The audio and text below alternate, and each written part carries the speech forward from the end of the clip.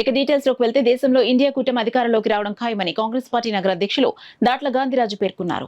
ఆదివారం కాంగ్రెస్ పార్టీ కార్యాలయంలో ఏర్పాటు చేసిన మీడియా సమావేశంలో ఆయన మాట్లాడారు.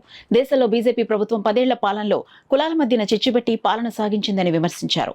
ఈ 10 ఏళ్ల బీజేపీ పాలనలో దేశం అన్ని రంగాల్లో వెనుకబడిందన్నారు. దేశాభివృద్ధి కాంగ్రెస్ తోనే సాధ్యమన్నారు.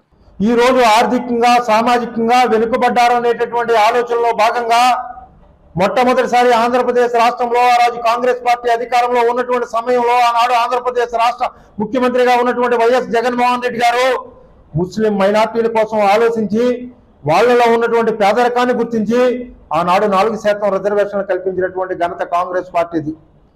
ఈనాడు మతాలకు సంబంధించినటువంటి రిజర్వేషన్ల పేరుతో వివిధ రాష్ట్రాల్లో జరుగుతున్నటువంటి వాటిని మేము రద్దు చేస్తామని చెప్పి భారతీయ జనతా పార్టీ ప్రగల్భాలు పలకడం అనేటటువంటిది ఆ వర్గాల్ని భయపెట్టేటటువంటి కార్యక్రమం చేస్తూ ఉన్నారు. కావున ఈ దేశంలో ఉన్నటువంటి ప్రజలందరూ కూడా ఆలోచన చేశారు. ఏదైతే గడిచిన 10 సంవత్సరాలుగా ఈ దేశంలో భారతీయ జనతా పార్టీ అంతకుముందు దాదాపు 60 సంవత్సరాలు పరిపాలన చేసినటువంటి కాంగ్రెస్ పార్టీ దాదాపుగా 12-13 మంది ప్రధానమంత్రులు చేసినటువంటి అప్పు కంటే కూడా 100 రెట్లు ఎక్కువ అప్పును ఈరోజు భారతదేశంలో భారతీయ జనతా పార్టీ చేసినటువంటి పరిస్థితి. చేసినటువంటి అప్పు ఇన్ని లక్షల కోట్ల రూపాయల అప్పును దేశంలో అభివృద్ధి కోసమో పేదల సంక్షేమం కోసమో కాకుండా కేవలం ఆదాని అంబానీల కోసం మాత్రమే ఆ యొక్క రూపాయలను ఖర్చు పెట్టి వారికి దోసిపెట్టేటటువంటి కార్యక్రమం భారతీయ జనతా పార్టీ చేస్తుంది.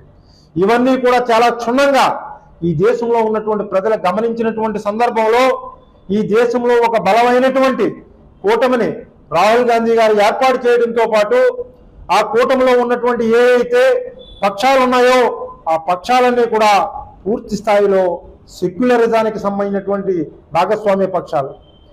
ఈ భాగస్వామ్య పక్షాల నేతృత్వంలో రేపొద్దుట 2024లో కాంగ్రెస్ పార్టీ అధికారంలో రావడంతో పాటు ఈ దేశంలో ఉన్నటువంటి అనేక సమస్యలకి ఒక వేదికగా ఇండియా కూటమి నిలిచేటటువంటి కార్యక్రమం జరిగేటటువంటి సందర్భం దగ్గరలోనే ఉన్నదని చెప్పి తెలియజేసుకుంటూ ఉన్నాను.